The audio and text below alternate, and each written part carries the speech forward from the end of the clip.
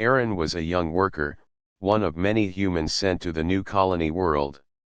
The mission was not for war or conquest but for trade and learning. Humanity had finally reached the stars, and their leaders wanted to show that humans could be trusted.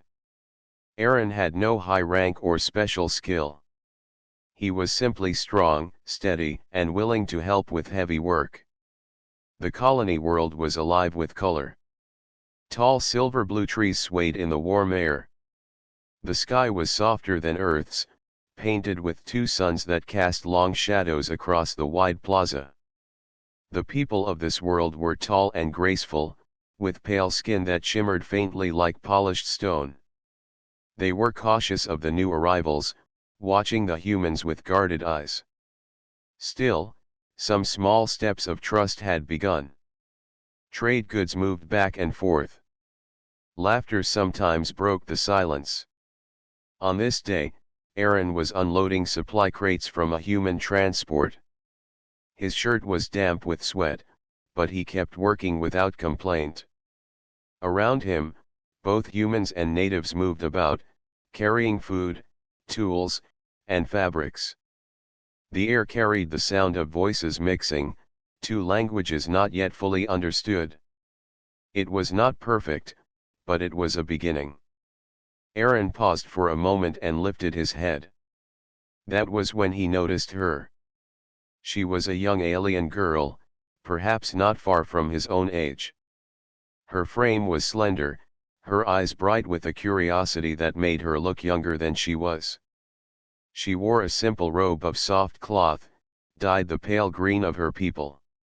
Unlike the others who kept their distance, she had come closer to the human workers, watching their machines with wonder. Aaron smiled faintly, but she did not notice him. Her gaze was fixed on the transport engine, which hissed and pulsed as it cooled. Then it happened. A sharp whine cut through the air, louder than the shouts of the workers. The engine at the edge of the plaza sparked. A panel shook loose. Aaron's heart jumped as he realized what was coming. He had seen accidents before, back on Earth's factories. When pressure built up like that, it never ended well. The sound grew to a roar. A burst of fire lit the side of the engine. People screamed and scattered. Metal tore apart as the machine burst, sending shards in every direction. Aaron's eyes darted to the girl. She was frozen, staring at the fire, her feet rooted to the ground. The crowd moved away, but she stood alone, directly in the path of the flying shrapnel. Aaron did not think. His body moved before his mind caught up. He dropped the crate in his hands and lunged forward. The world slowed around him as he ran, the sound of tearing metal echoing in his ears. He reached her just as the first fragments struck the plaza stone. With all his strength, he threw his arms around her and turned his back to the blast. Pain shot through him as sharp fragments cut into his flesh. The impact drove him down to one knee. He clenched his teeth but did not let go. The girl gasped in shock, her hands pressed against his chest, trembling. The fire faded quickly, leaving smoke curling in the air. Silence fell over the plaza, broken only by the groans of wounded workers and the hiss of damaged machinery. Aaron's vision blurred.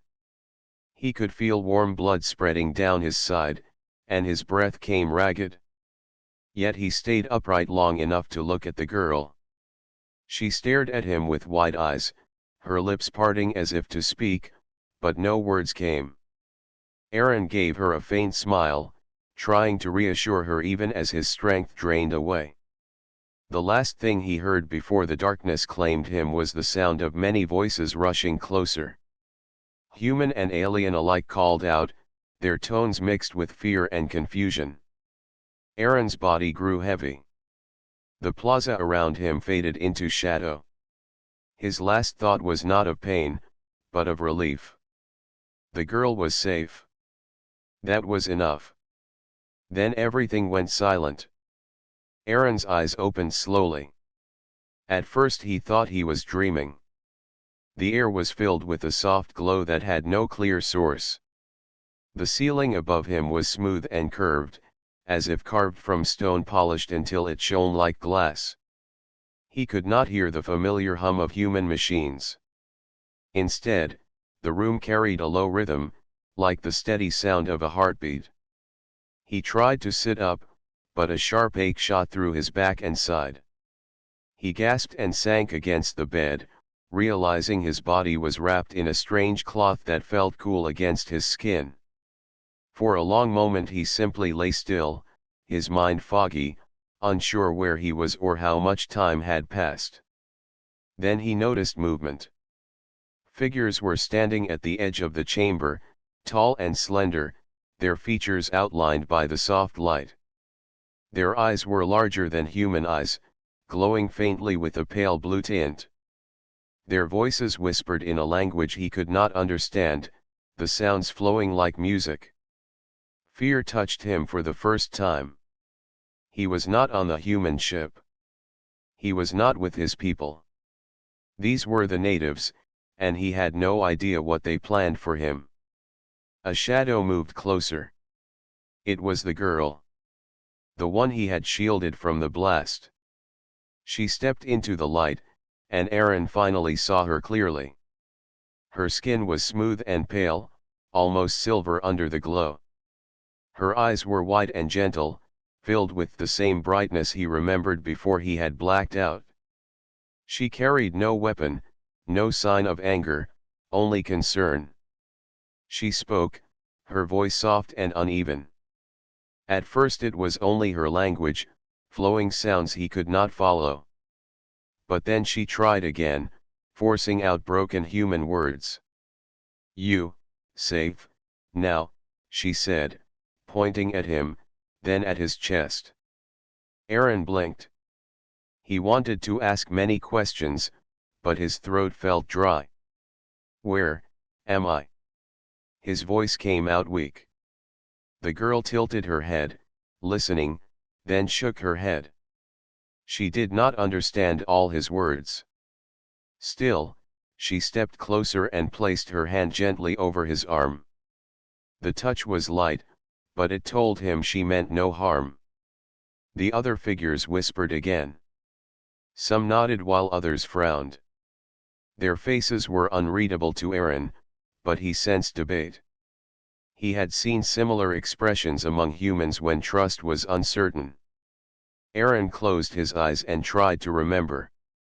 The last thing he recalled was the fire, the sound of tearing metal, and the sharp sting of shrapnel. He remembered the girl's frightened eyes, the way she froze in the blast. And then the pain. He had fallen. He should have died. Yet here he was, breathing, alive. Slowly, he forced himself to sit up. His body protested, but he ignored the pain. The girl reached out as if to help, though she was smaller than the others. Aaron gave her a faint smile to show he was grateful. "Thank you," he said quietly. He did not know if she understood, but it felt right to say. Her eyes lit up. She repeated softly, "Thank you," copying his words, though she seemed unsure of their meaning. The moment broke when one of the taller figures stepped forward. This one wore a long robe with lines that shimmered in the light. The robe marked authority, though Aaron did not know what role this figure held. The alien spoke firmly, voice deeper and steadier than the others. The words carried weight, though Aaron could not understand them. The girl looked from the elder to Aaron, then back again. She gestured toward him, her arms moving quickly as if defending him. Her voice rose in urgency, and Aaron realized she was speaking for him. A strange thought crossed his mind. She was protecting him now, just as he had protected her. The elder listened, silent for a long while, then nodded once. With a slow gesture, the robed figure stepped back. The other aliens also moved away, leaving only the girl beside Aaron's bed. Aaron's heart calmed. For the first time since waking, he felt a hint of safety. Hours passed in a blur. The girl stayed near, bringing him water in a clear bowl and food that looked like soft fruit with glowing skins. Aaron tasted carefully, but it was sweet and gentle, not harmful. She laughed softly when he made a face at the strange flavor, and though he did not know her words, he understood the laughter was kind. Together they tried to speak. Aaron pointed to himself and said, "Aaron." Then he pointed to her. She hesitated, then touched her chest lightly. "Lyra," she said. "Lyra," he repeated, making sure he said it right. She smiled, and that was enough. Piece by piece, they began to exchange small words. She pointed to the bed and gave a word in her language. He repeated it clumsily, and she laughed again. He pointed to the water and said water. She repeated, though her accent made it sound softer. It was not perfect, but it was a bridge. As night fell, or what passed for night under the alien suns, Aaron lay back and stared at the glowing ceiling. His body still hurt, but his mind was restless. He thought of his people. Were they searching for him? Did they even know he had survived? And what would they think if they found him here, inside the heart of alien territory? He turned his head slightly. Lyra sat on a low seat near the bed, her eyes half closed but still watching him. She did not leave, even as she grew tired. Aaron felt a strange warmth. She was no longer just a stranger he had saved by chance. She was his link to this world, the reason he was alive. He closed his eyes at last, not sure what tomorrow would bring. He only knew that the path ahead had changed. He was no longer just a worker carrying crates. He was now something else, caught between two peoples, with scars on his body and a bond forming in his heart. And so he drifted into sleep once more, not with fear, but with the faint hope that this unknown place might hold more than pain. It might hold a beginning. Aaron woke to the sound of distant chimes. They echoed through the chamber like soft bells carried on the wind. He blinked and slowly sat up. His wounds no longer burned as they had before. The strange cloth wrapped around his chest gave off a faint warmth that seemed to ease the pain. Beside his bed, Lyra was waiting. She looked relieved to see him awake. Her long eyes brightened, and she spoke a few words in her own language. Though Aaron did not understand all of them, her tone was enough. She was telling him it was time to rise. Two tall figures entered the chamber. Both wore robes marked with faint lines of silver.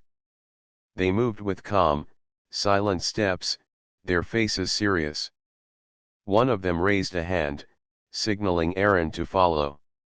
Lyra touched his arm gently, as if to reassure him. Aaron hesitated, but then nodded. He stood, moving slowly, his body still weak. Lyra stayed close, walking beside him as the robed guides led the way through smooth corridors. The walls glowed faintly, not with torches or lamps, but with light that seemed to grow from the stone itself. The air carried the scent of something sweet, like crushed leaves. At last they reached a wide hall. Its ceiling arched high above, carved with flowing shapes that seemed to tell stories. In the center stood a circle of tall seats. On each seat rested a figure older and more dignified than the rest. Their robes shimmered with colors that shifted like water. Their eyes, larger and brighter than Lyra's, studied Aaron with quiet intensity. This was the council. Aaron felt the weight of their gaze. His hands tightened at his sides, but he forced himself to stand tall. He reminded himself that he had done nothing wrong. He had only tried to save a life. Still, he was a stranger here, and he could not guess what judgment they might give. One of the elders leaned forward. His voice was deep, filled with calm authority. He spoke in his language, words flowing smoothly. Aaron could not follow, but he sensed the elder was asking questions. The others nodded, their expressions shifting between doubt and curiosity. Lyra stepped forward quickly. She bowed her head with respect, then began to speak in a mix of her words and broken human language. She pointed to Aaron, then to herself. Her voice rose with urgency, her gestures showing the moment of the explosion. She wrapped her arms around herself, mimicking how Aaron had shielded her. The elders listened in silence. Some frowned, others tilted their heads. One elder, with long silver hair flowing down her shoulders, spoke sharply, her tone carrying suspicion. She pointed toward Aaron as if warning the others. Aaron felt a cold wave pass through him. They did not all see him as a hero. To some, he was still an outsider, perhaps even a danger. Aaron wanted to speak, though he doubted they would understand. He lifted his hand slowly, placing it over his heart. His voice was steady though his body trembled. "I did not think," he said softly. "I only saw her in danger. I would have done the same for anyone." The words were plain, but his tone carried weight. The hall grew quiet. The elders exchanged glances, trying to sense his meaning from the sound if not the language. Lyra repeated his words in her own way, speaking quickly, her hands moving to her chest and then to Aaron. For a moment, no one spoke. Then the eldest among them rose. His robe shimmered with golden threads, and his presence filled the hall with calm strength. He stepped closer, looking directly into Aaron's eyes. The elder raised his hand, not in threat, but in acknowledgement. His voice rang out, slow and measured. Though Aaron did not understand the words, the meaning felt clear. It was not full trust, not yet, but it was not rejection either. The council began to debate among themselves. Their voices rose and fell like waves. Some argued with sharp tones, others with quiet patience. Aaron stood silently, his breath steady, while Lyra stayed at his side, ready to defend him again if needed. At last, the debate slowed. The eldest raised both hands, and the hall grew silent. He spoke a single phrase, and the others bowed their heads. The decision was made. The elder turned to Aaron and gave a short nod. It was not warmth, but it was recognition. Aaron understood at once. They would not cast him out. They would allow him to stay, at least for now. Relief washed over him, though he kept his face calm. He bowed his head slightly, hoping it was a gesture they would respect. Lyra smiled, her eyes bright, her shoulders relaxing for the first time since they entered the hall. The elders rose one by one and left the circle, their robes flowing like streams of light. Only the eldest remained for a moment longer, studying Aaron with unreadable eyes. Then he too turned and departed. The hall was quiet once more. Aaron let out the breath he had been holding. His legs felt weak, but his spirit was steady. He had faced their judgment and survived it. As they walked back through the glowing corridors, Lyra spoke softly, teaching him new words. She pointed to herself again. "Lyra," she said with a smile. "Lyra," Aaron repeated, his voice stronger now. Then he pointed to himself. "Aaron." She nodded, pleased, and for the first time since the accident, Aaron felt a spark of hope. He was not alone in this strange place. He had a friend, and perhaps even a chance to prove that humans could be more than strangers. That night, As he lay once more on the soft bed, Aaron thought of the council. He knew not all of them trusted him. Some might never accept him. But he also knew that his actions had left a mark. They had seen his choice.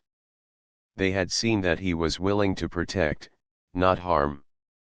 The path ahead would not be easy. Yet for the first time, he felt that it might be possible. The bond between him and Lyra was growing, and through her, perhaps others would learn that humans were not enemies. He closed his eyes, letting the warmth of the chamber ease his pain. Tomorrow would bring new trials. But tonight, he carried one truth with him. He had stood before the council, and though they questioned him, they had not turned him away. That was enough. Days passed slowly, and Aaron grew stronger. The strange cloth wrapped around his wounds was changed often by careful hands. Each time, the pain faded a little more. He still carried scars, but they no longer kept him in bed. Soon he was able to walk short distances through the glowing corridors, always with Lyra beside him. The alien city around him was unlike anything Aaron had ever imagined. Tall towers curved upward like living branches. Bridges stretched between them, glowing softly in the twin suns. Water ran through clear channels, shining as if lit from within. The air carried the sound of soft music, not played by instruments but rising from the very stones. At first, Aaron felt out of place.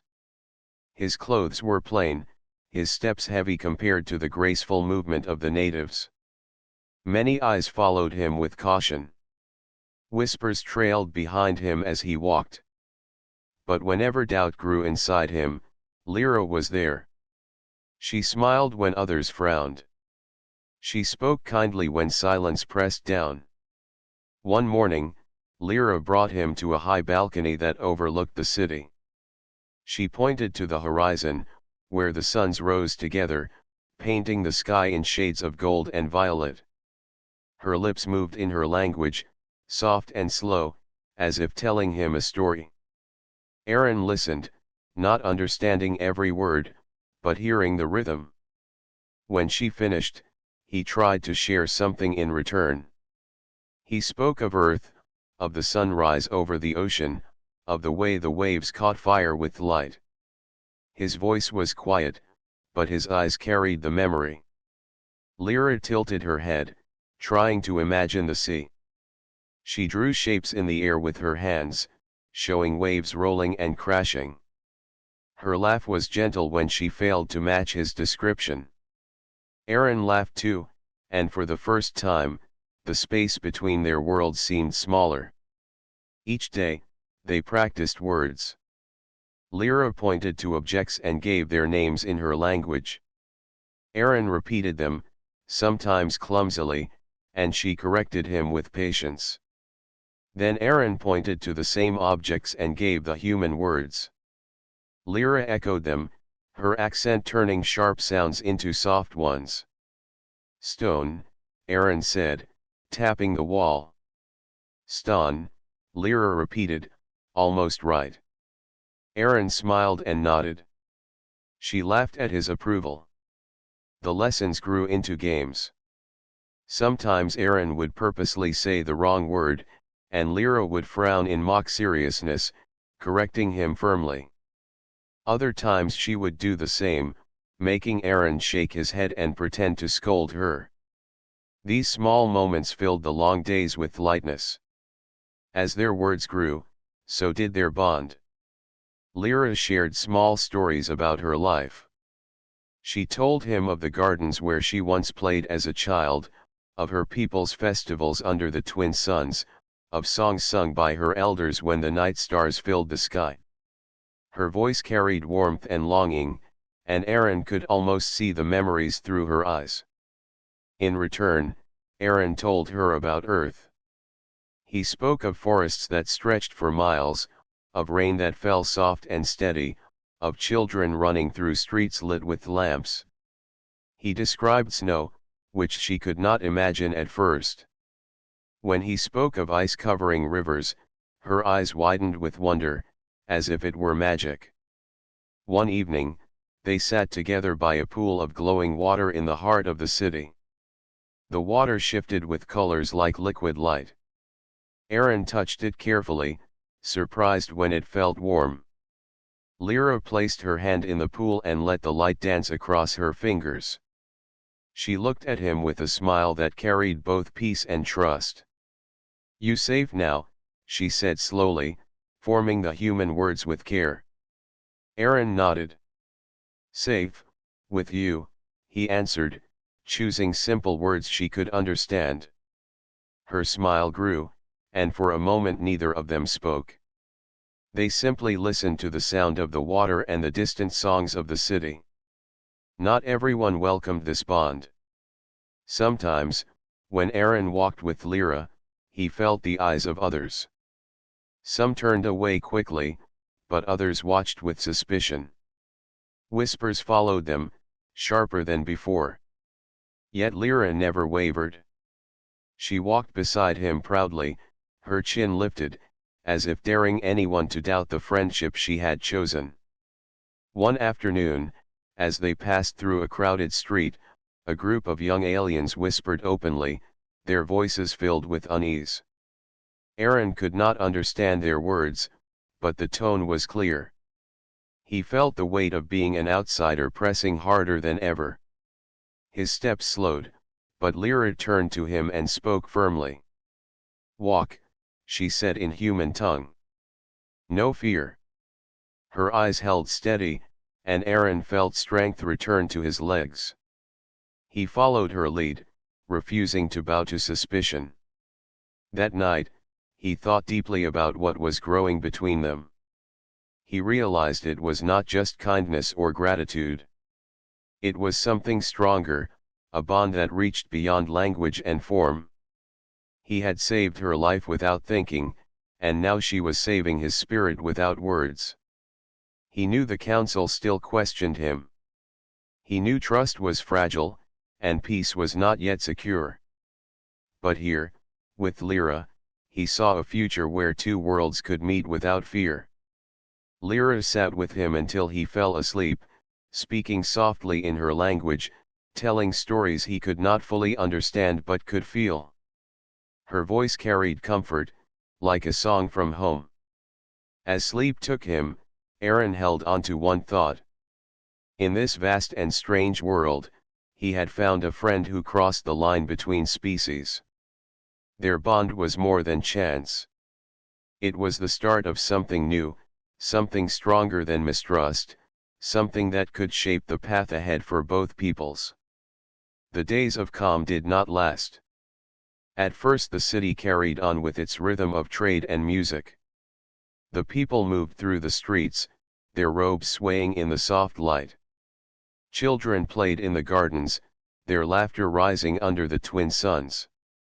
Aaron and Lyra continued their walks, their lessons, and their quiet talks. Yet under the surface, a shadow was growing. It began with whispers. Aaron noticed them more clearly now. Not the curious whispers of his first days, but sharp ones, filled with suspicion. He heard his name spoken in voices that carried doubt. Some people pulled their children close when he passed. Others turned their backs and walked quickly away. One evening, when Aaron and Lyra returned to the healing hall, two robed figures stood waiting. Their faces were serious, their eyes fixed on him. Without words, they gestured for him to follow. Lyra frowned but did not argue. She walked at his side, her steps quick. They were taken to a small chamber within the council hall. Inside, three elders waited. The golden-robed leader sat in the center, his hands folded calmly, but his eyes sharp. He spoke slowly, his voice carrying weight. Lyra listened closely, her expression growing troubled. When the elder finished, she turned to Aaron. "They think, human bring danger," she said softly. "They say, maybe fire was no accident." Aaron's breath caught. He remembered the explosion, the metal tearing apart, the fire rushing out. He had thought it was a mistake, a broken machine. But now the elders believed something more. Sabotage, Aaron said under his breath. Lyra tilted her head, not knowing the word. He explained as simply as he could. Someone, make it happen. Not accident. Her eyes widened. She turned back to the elders and spoke quickly, repeating what Aaron had said. The hall filled with murmurs. Some elders nodded grimly. Others looked doubtful. The golden-robed leader raised his hand for silence. His voice came again, deep and steady. Lyra translated as best she could. They want truth. If not truth, no peace. Some say, humans did it. To look like hero. Aaron stiffened. The words struck hard. Did they believe he had risked his life only to trick them? He shook his head firmly. No. Not humans. I would never. Lyra placed her hand on his arm, as if to steady him. She spoke again to the elders, her voice strong. She reminded them of his wounds, of his choice to shield her. She told them no one could plan such a sacrifice. Her words carried passion, but Aaron could see that not all were convinced. The council dismissed them with heavy silence. Aaron and Lyra left the hall, their steps slow. The city outside seemed colder, the lights dimmer. That night, Aaron could not sleep. He lay awake, staring at the glowing ceiling. Doubt gnawed at him. If the explosion had been planned, who had done it? And why? His people had no reason. They wanted trade, not conflict. But among the aliens, perhaps some did not want humans here. Perhaps they saw him as a threat to their way of life. The next morning, Aaron asked Lyra to take him back to the plaza where the accident had happened. She agreed, though worry clouded her face. Together they walked through the streets until they reached the wide square. The stones still bore dark marks from the fire. The transport engine, broken beyond repair, had been moved to one side. Aaron examined the wreckage carefully. His hands traced the twisted metal. He did not know their machines well, but his years of work on Earth had given him a sense for engines. He noticed something strange. One panel edge was not torn randomly. It was cut, clean and precise, as if by a tool. Not accident, Aaron whispered. Lyra crouched beside him. Her fingers traced the same cut. Her face grew pale. She spoke quietly in her language, the tone heavy with realization. They both knew what it meant. Someone had done this on purpose. Aaron looked around the plaza. The people passing by avoided his gaze. Some watched from a distance, suspicion in their eyes. He wondered if the saboteur was among them, hidden behind calm faces. Why? Aaron asked aloud. Why try to harm your own people? Lyra's eyes darkened. She answered slowly, searching for words in human tongue. Some do not want humans here. They say, humans change world. They fear. Aaron nodded. It made sense, even if it hurt. Change always brought fear. But to risk lives, to cause such destruction, was more than fear. It was hatred. He stood straight, his jaw set. We must show counsel, he said firmly. They must see truth. Lyra hesitated, her hands tightening. Danger, she whispered. If wrong, they blame you more. Aaron understood. If the council did not believe them, the blame could fall fully on him. But he also knew silence would not protect anyone. More accidents could happen. More lives could be lost. That evening, Aaron and Lyra returned to the healing hall. They spoke quietly, making a plan. Lyra promised to stand beside him, no matter how heavy the judgment. Aaron felt a surge of gratitude. He had saved her once, but now she was the one risking herself for him. As the twin suns set beyond the towers, Aaron looked out from the balcony. Shadows stretched across the city. He knew tomorrow would bring questions, perhaps even anger. But he also knew that truth had to be spoken. The threat was no longer hidden. It was real, and it was close. If he and Lyra did nothing, trust between humans and aliens would break apart. Aaron placed his hand over the scars on his chest. They still ached, but the pain was nothing compared to the weight in his heart. He whispered into the night, more to himself than anyone else. I will not let fear win. The next morning, the city seemed tense. The usual music in the streets was softer, almost absent. People moved with quicker steps, their eyes sharper than before. Aaron felt the difference as soon as he and Lyra left the healing hall. Every whisper seemed to follow him, every glance filled with doubt. He kept his shoulders straight, refusing to look away. Lyra walked close beside him, her presence steady and strong. Together they made their way to the council hall, carrying the weight of what they had found at the plaza. Inside, the great chamber was filled once more. Elders sat in their high seats, their robes glowing faintly under the light of the walls. The golden-robed leader rested in the center, his gaze heavy. When Aaron entered, the whispers grew louder. The elder raised a hand, and silence fell. He spoke, his voice low and commanding. Lyra listened carefully, then turned to Aaron. They ask why you return. Why bring trouble again? Aaron took a breath. He stepped forward, his hand pressing lightly against the scarred cloth on his chest. His voice was calm but firm. The explosion was not accident. Someone made it happen. Lyra repeated his words in her language, adding her own explanations. She described the clean cut in the panel, the sign of a tool, not a break. She spoke with passion, her hands moving as she told their story. The council murmured. Some elders leaned forward with interest, others frowned with doubt. One spoke sharply, pointing at Aaron. Lyra translated in a low tone. They say maybe you cut it? To look like savior.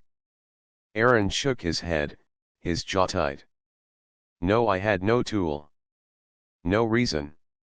His words were plain, but his eyes carried truth. Lyra repeated them, her voice steady. Another elder rose from his seat. He held a thin metal rod, its surface marked with strange patterns. He spoke, his tone grave. Lyra's face grew pale as she listened. Then she explained softly, they found tool. Hidden near plaza. Used for cut. Aaron's heart raced. Then they know, he said quickly. They know it was planned. Lyra shook her head. Not yet. Tool, belongs to workers. They say humans use same for build. Aaron's breath caught. He understood what that meant. The blame could still fall on his people. He could not let that happen. Closing his eyes for a moment, he remembered the faces of his fellow workers. Tired, honest men and women, none of them seeking conflict. They had come to build, not destroy. He would not let them be accused of something they did not do. Let me see it, he said firmly. The elder raised the rod.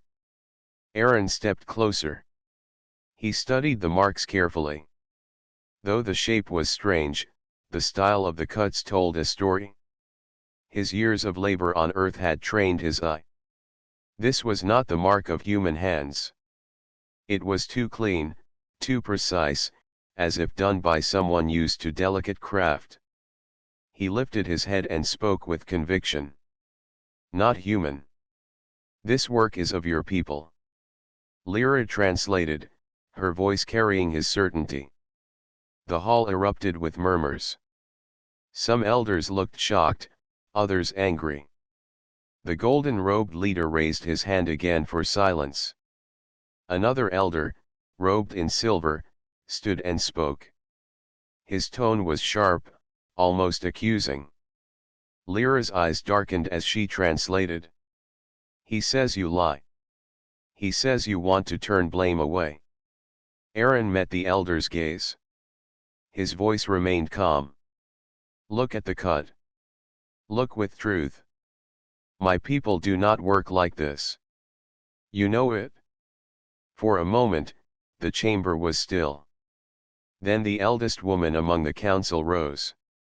Her hair was silver, her eyes deep with wisdom. She moved to the rod and studied it closely. Her fingers traced the marks, her face unreadable. Finally, she turned to the others and spoke. Her words were slow but firm. Lyra listened, then whispered to Aaron. She says, he is right. Cut is from craft of our people. Not humans. Gasps filled the hall. The silver-robed elder who had accused Aaron lowered his head slightly, though his eyes still burned with distrust. The golden-robed leader rose at last. His voice rang through the chamber, calm but strong. He spoke at length, and Lyra translated in pieces. He says there are those among us, who fear humans. They do not want peace. They try to break trust. They use lies to make humans look guilty. Aaron felt relief rush through him, but he did not show it. He kept his face steady, his voice humble. I only wanted to protect her. That is all. Lyra repeated his words. Her voice was soft now, filled with emotion. She looked at him as if to remind the council of the truth they had already seen. The golden-robed leader gave a long nod.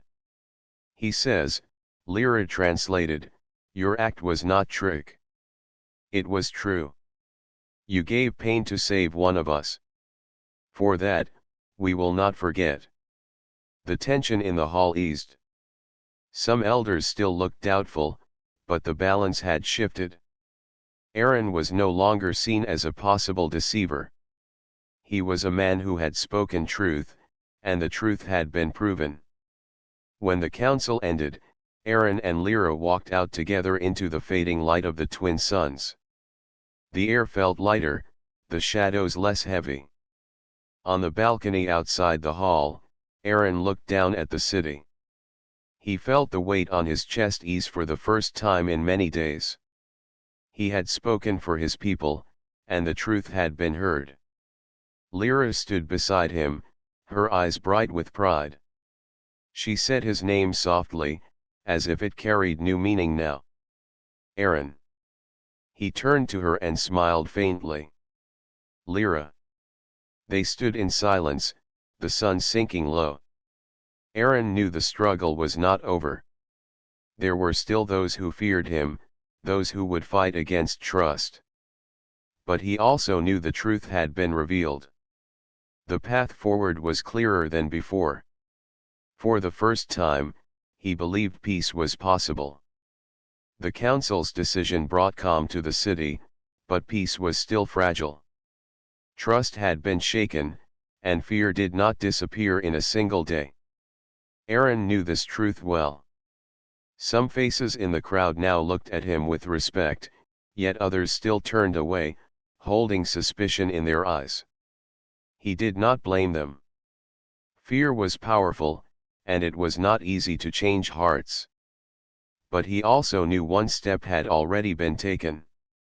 The truth had been revealed. That was enough to build on. The next days were filled with quiet work. Aaron spent his time walking with Lyra through the gardens and towers, speaking with workers from both sides. He tried to show patience, answering their questions with honesty. Some were curious about humans, asking about his home, his people, and their ways. Others remained distant, but they did not openly accuse him anymore. One afternoon, Aaron helped repair a broken transport machine. Alien engineers stood around him, watching closely. His hands moved with steady skill, his mind focused.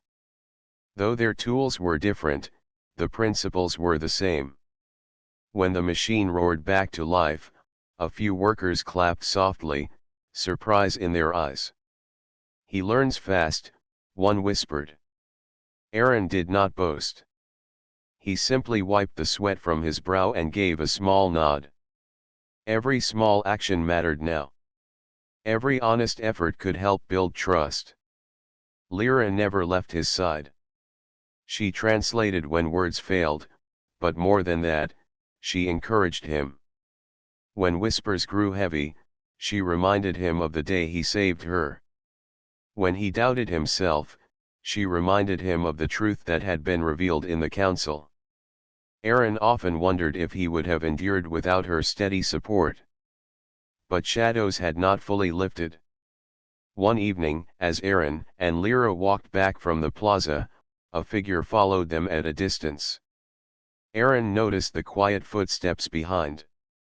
He turned sharply, but the figure slipped into an alley before he could see the face. Lyra frowned. "Some still angry," she said softly. "Some do not forgive." Aaron placed a hand on her shoulder. "Then we must be stronger. We must keep walking forward." The next morning, the council called for a gathering in the central square. People filled the plaza, their robes bright under the twin suns. Aaron stood near the front with Lyra at his side, uncertain why the call had been made. The golden-robed leader stepped forward.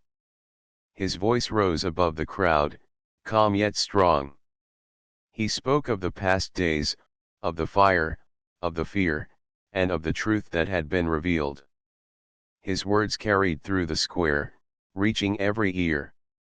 Then he spoke of Aaron. Lyra translated in a whisper, her voice trembling with emotion. "He says, this man came from far away. He gave his body to save one of us. He stood against lies. He showed truth. For this, he is friend." A hush fell over the crowd. All eyes turned to Aaron.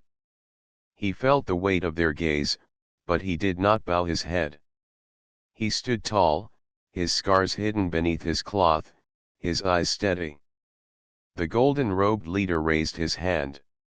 "He says," Lyra continued, "today begins new path. Humans and our people will build together. Not in fear, but in trust." Slowly, hands began to rise in the crowd. First a few, then many. It was their sign of agreement. Aaron felt something stir in his chest. The path ahead would not be easy, but it was real. After the gathering, people came forward to greet him.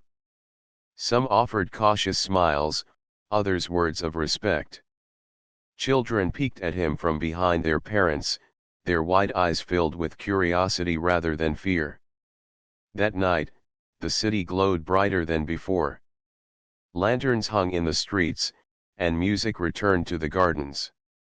Aaron walked with Lyra among the lights, hearing laughter once again. The wound of mistrust had not vanished, but it had begun to heal.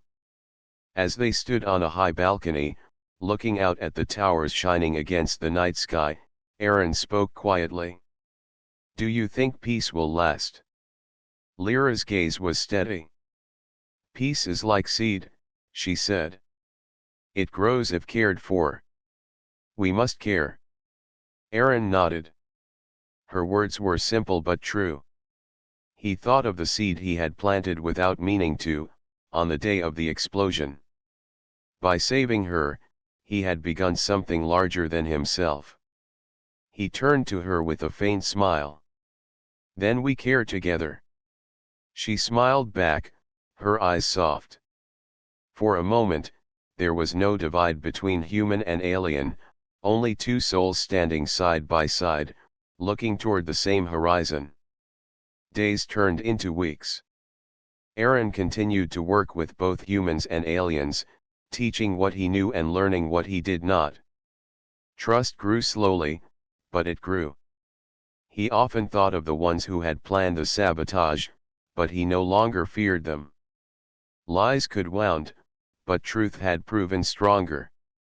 One evening, as the sun set in streaks of gold and violet, Aaron stood in the plaza where it had all begun. The stones still bore faint marks of fire, but life had returned. Children played, merchants called out, and music filled the air. Lyra joined him, her steps light. "This place," she said softly, "once was pain. Now it is new beginning." Aaron looked around and felt the truth in her words. He placed his hand over the scars on his chest, not with pain but with quiet pride. Those scars were no longer just marks of sacrifice. They were symbols of change. He took a long breath and let it out slowly. "Then let this be our promise," he said. "To guard this beginning, to keep walking forward." Lyra nodded. Together. As the night settled and the stars rose above the alien sky, Aaron knew his journey was far from over. But he also knew something stronger than fear had taken root. Hope. And hope, once planted, could grow into a future neither human nor alien had ever dreamed of.